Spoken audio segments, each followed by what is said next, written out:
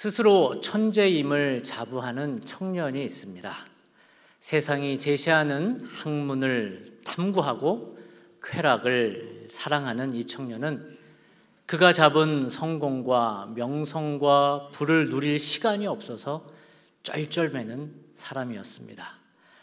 그는 자신에게 있는 부와 명성 때문에 자신 앞에서 교원영색하는 아첨하는 사람들의 소리를 듣는 것을 즐거워했으며 옷깃에 풀을 먹긴 전통 복장 대신에 금줄을 늘어뜨린 베레모 따위를 입는 등 사치의 대명사로 불리게 됩니다. 무엇보다 그는 음란함으로 악명이 높은 네덜란드 암스텔담의 홍등가의 매움굴에서 여자들을 끼고 놀기를 즐거워했습니다. 이렇게 말입니다.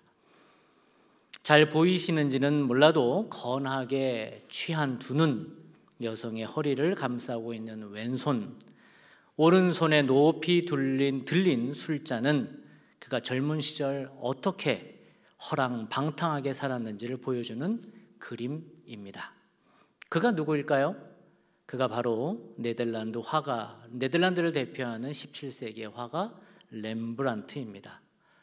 화려했던 젊은 시절이 지나가듯 렘브란트의 성공과 명성과 부는 지나갑니다. 곧 슬픔과 불행과 재난이 그를 기다리고 있었습니다. 1635년 큰 아들이 죽습니다.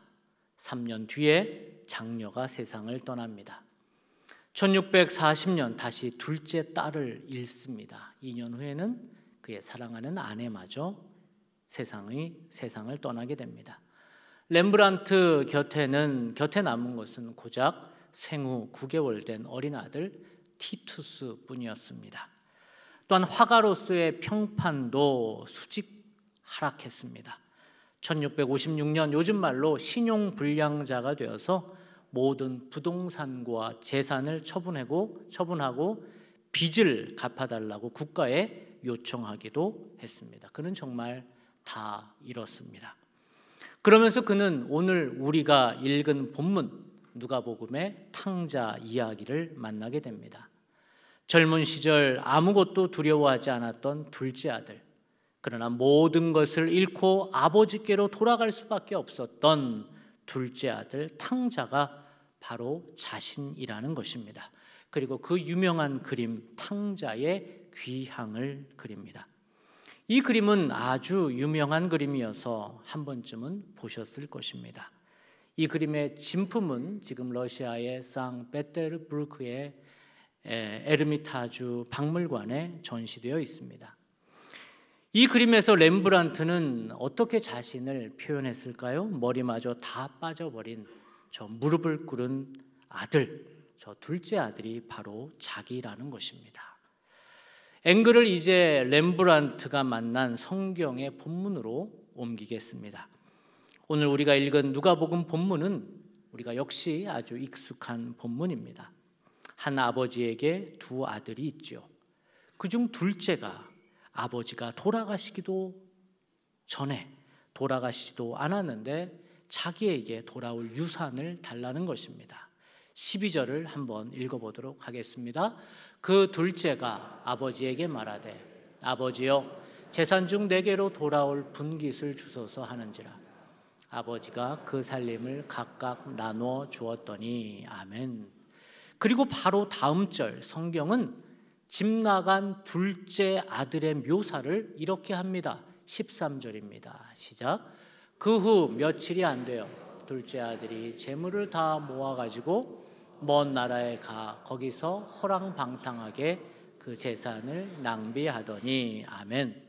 둘째 아들은 아버지의 재산을 다 탕진합니다. 여기에서 그는 탕자라는 별명을 얻게 됩니다. 방탕한 아들이라는 뜻이지요. 성경을 읽다 보면 이 부분이 잘 이해되지 않습니다. 어떻게 아버지가 살아있는데 어찌 아들이 유산을 요구할 수 있을까? 어떻게 그 재산을 그렇게 쉽게 다 탕진할 수 있을까? 그 아들에 대해서는 이해할 수는 없지만 어떻게 누가복음 저자는 이 부분을 이렇게 궁금해하는 독자들에게 친절하게 설명하지도 않고 지나치리만큼 건조하게 기록할 수 있을까? 한 아들이 이런 불효를 지르고 한 가정에서 이렇게 허랑방탕하게 모든 재산을 낭비했는데 어찌 단 2줄에 마치 팩트 체크하는 기자처럼 그려내고 있을까? 이 부분을 더 읽고 싶어하는 독자들을 참 아쉽게 합니다. 그래서 우리는 행간을 읽어낼 수밖에 없습니다. 왜 작은 아들은 집을 나가야만 했을까요? 모르죠. 성경이 이 부분에 대해서 자세히 설명하지 않으니 말입니다. 그러나 자녀의 가출은 우리 주변에서도 왕왕 경험하는 소재이기에 충분히 유추할 수 있습니다.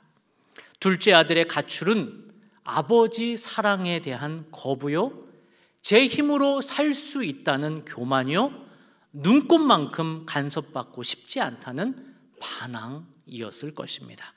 그를 보면 마치 하나님 아버지를 정면으로 거부했던 첫사람 아담이 생각납니다. 아담 역시 하나님의 사랑을 거부합니다. 교만과 반항의 죄성이 예나 지금이나 인간의 근본적 뿌리인 것을 보여주는 내용입니다. 둘째 아들은 머리가 커졌습니다. 어린 시절에는 아버지의 말씀도 양육도 심지어 훈계도 다 사랑인 것을 알았는데 어느 순간부터 아버지의 말씀도 양육도 훈계도 다 잔소리요, 자신을 얽매는 굴레라고 생각을 합니다. 그리고 어디서부터 왔는지 모를 근거 없는 자신감으로 당당해집니다. 훤칠한 키가, 쩍 벌어진 어깨가, 굵은 목소리가 그의 교만함에 날개를 달아줍니다. 그리고 이내 결정합니다. 그래, 아버지 밑은 답답해. 나만의 세상에서 자유를 찾고 싶어. 나도 이제 아버지 없이도 살 수 있어. 증명해 보일 거야. 머리가 커진 둘째 아들은 사실 커진 머리 때문이 아니라 아버지를 무시하고 아버지를 아버지로 대하지 않는 자신의 교만 때문인 것을 알지를 못합니다. 자기가 세상의 중심이 되어 그는 아버지를 떠납니다. 오늘 본문에 탕자만 교만할까요? 우리는 어떻습니까? 우리도 얼마나 쉽게 교만해지는지 모릅니다. 이런 말씀이 있습니다. 교만은 패망의 선봉이요, 거만한 마음은 넘어짐의 앞잡이니라. 교만한 자를, 미련한 자를 곡물과 함께 절구에 넣어 공이로 찌을지라도 그의 미련은, 그의 교만은 벗겨지지 아니하느니라. 아멘. 이런 말씀을 모르는 것도 아니요, 교만이 얼마나 무서운 죄인지도 알지만 우리는 너무 쉽게 교만해집니다. 이 교만이 얼마나 미련한 짓인지 내 미련한 모습, 내 교만한 모습을 곡물과 함께 절구에 넣어서 공이로 찌을지라도 잘 깨지지 않는 모습이 우리의 교만이라는 마음입니다.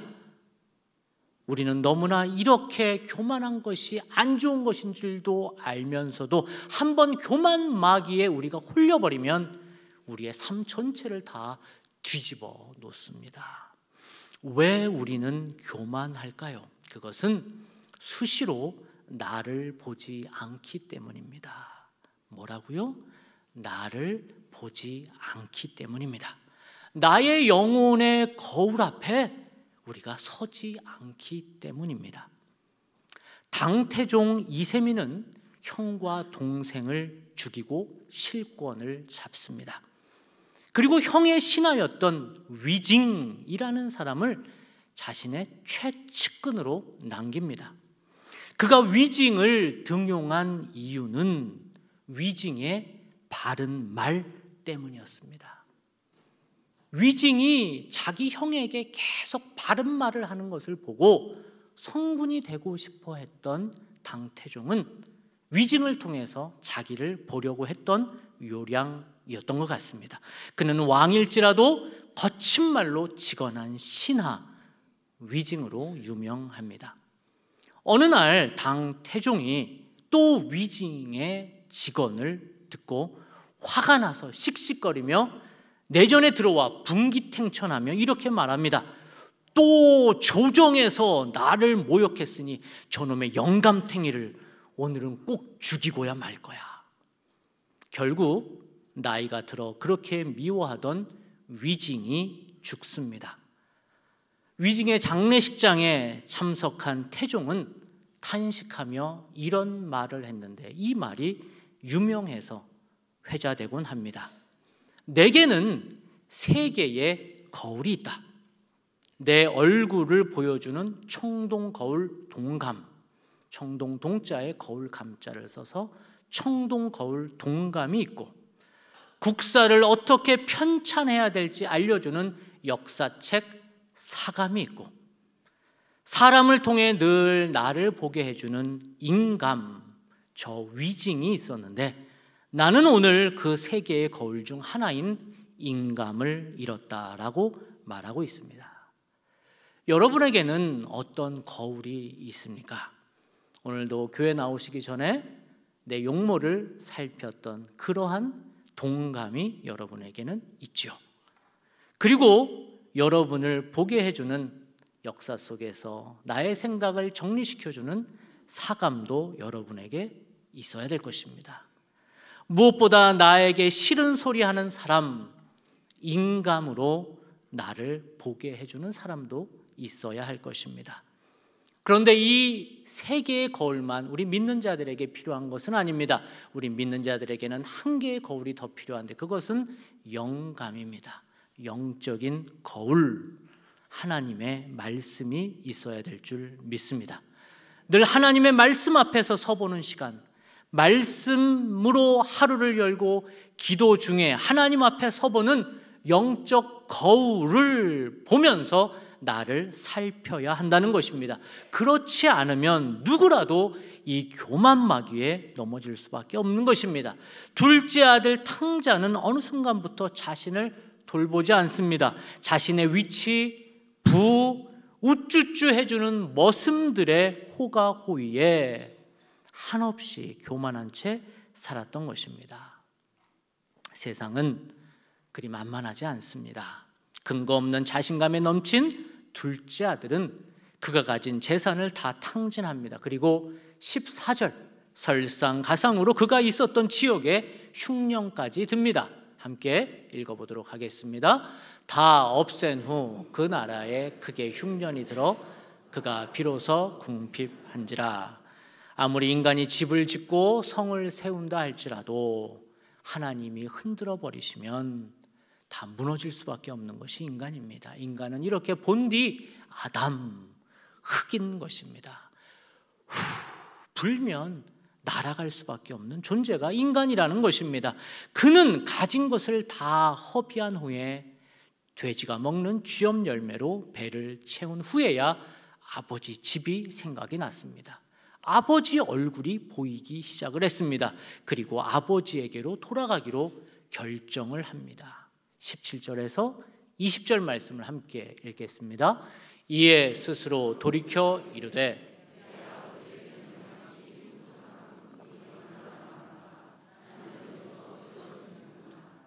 내가 일어나 아버지께 가서 이르기를 아버지, 내가 하늘과 아버지께 죄를 지었사오니 지금부터는 아버지의 아들이라 일컬음을 감당하지 못하겠나이다.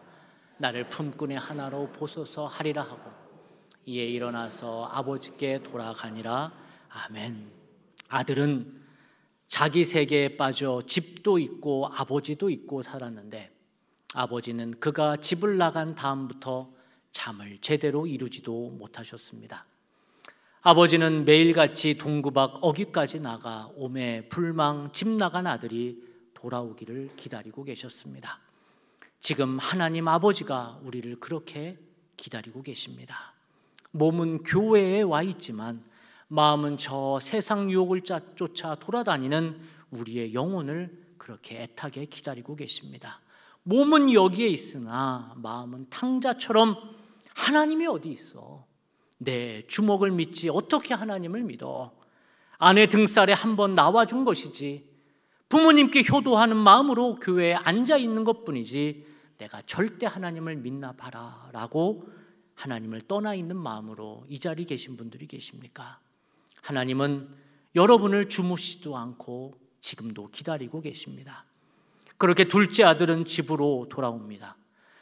아버지는 멀리서도 아들을 알아보십니다.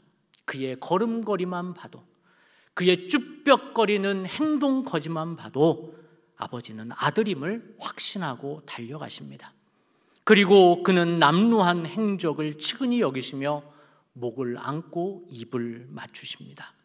아들은 그제야 자신이 얼마나 하나님께 죄를 지었는지, 자신이 얼마나 교만하고 무례하고 버르장머리 없었는지, 아버지의 아들로 자격이 없으니 종으로라도 받아달라고 용서를 구합니다. 20절, 21절을 읽겠습니다. 아직도 거리가 먼데 아버지가 그를 보고 측은히 여겨 달려가 목을 안고 입을 맞추니 아들이 이르되 아버지, 내가 하늘과 아버지께 죄를 지었사오니 지금부터는 아버지의 아들이라 일컬음을 감당하지 못하겠나이다. 아멘. 렘브란트는 이 장면을 그의 그림에 이렇게 담아내고 있습니다. 다시 한번 그림을 보시지요. 아들의 짧고 다 빠진 머리털은 타양에서 얼마나 그가 고생과 수모가 많았는지를 그대로 보여주고 있습니다. 다 다른 신발 한 짝은 벗겨지고 다른 한 짝도 반쯤 벗겨진 상태로 아버지 앞으로 다가왔습니다. 아들은 머리를 아버지 품에 파묻습니다. 배에 얼굴을 파묻은 모습은 어머니 뱃속에 있는 태아의 모습과 흡사합니다. 탕자는 하나님께 돌아와 죄인임을 고백할 때 어머니의 따뜻한 품을 경험하고 그 자궁 안에서 새롭게 태어남을 의미하고 있습니다. 반쯤 눈이 먼 듯 보이는 아버지의 얼굴에는 우리 탕자들을 기다리다 지친 하나님 아버지의 애끓는 마음이 담겨져 있습니다.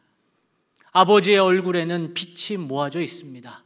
사랑과 용서의 빛이 아버지의 얼굴을 통해 세상을 밝히고 있는 것입니다. 아버지의 두 손을 보십시오. 아들의 등을 감싼 아버지의 두 손은 서로 다릅니다. 왼손은 남자의 손, 아버지의 강인한 손으로 무한한 사랑으로 포용하고 용서하며 지켜주겠다는 의지가 강한 아버지의 손으로 그려졌습니다. 하나님 아버지의 강한 팔입니다. 반면 오른손은 여성의 손, 어머니의 손처럼 부드럽게 그려졌습니다. 조건 없이 살포시 받아들이는 온화한 사랑의 손입니다. 모든 것을 품어주시는 어머니의 마음을 표현한 소리입니다. 이렇게 우리 하나님은 언제나 우리를 아버지처럼 지키시는 분이시고 어머니처럼 우리의 모든 허물을 받아주는 분이시라는 것입니다. 아버지는 빨간 망토를 덮고 있습니다. 빨간 망토는 그리스도의 피를 의미합니다. 하나님 아버지는 그리스도의 피로 아들을 덮고 있는 것입니다. 그렇게 탕자인 우리를 덮고 있는 것입니다. 우리 목회자들의 가운도 그런 의미입니다. 우리 성가대가 입은, 찬양대가 입은 가운도 그런 의미입니다. 이 가운은 권위주의를 상징하는 것이 아니라 로마서 13장 14절 말씀처럼 오직 주 예수 그리스도로 옷 입고의 말씀처럼 우리는 그리스도의 옷을 입었다고 이 상징 안에 들어와 있는 것입니다. 내 모습, 내 잘난 모습, 못난 모습을 다 그리스도의 보혈로 지금 덮고 있다는 의미입니다. 내 모습으로 서고 있다는 것이 아니라 그리스도의 보혈로 목회자도 찬양대도 지금 덮고 하나님의 보혈로 덮여진 가운데 서 있다는 것이 가운의 의미입니다.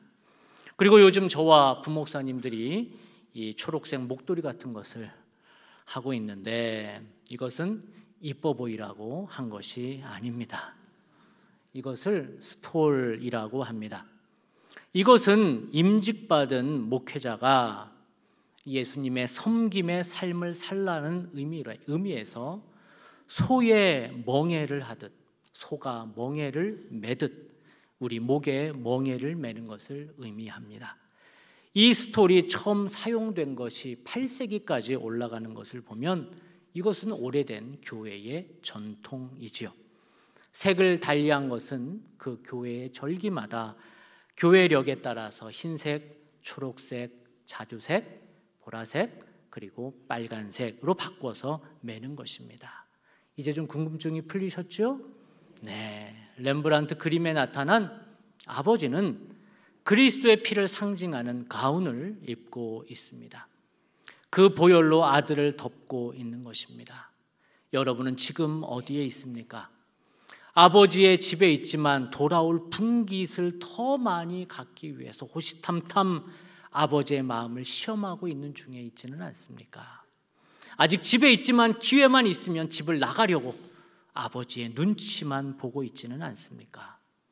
아니면 허랑방탕하게 살고 있지만 내가 지금 무엇이 문제인지 집에서 아버지 말만 듣는 형이 너무나 멍청해 보이고 형이 불쌍해 보이고 내 마음대로 흥청망청 살아가는 내가 참 자유인인 것처럼 그렇게 살아가고 있지는 않습니까?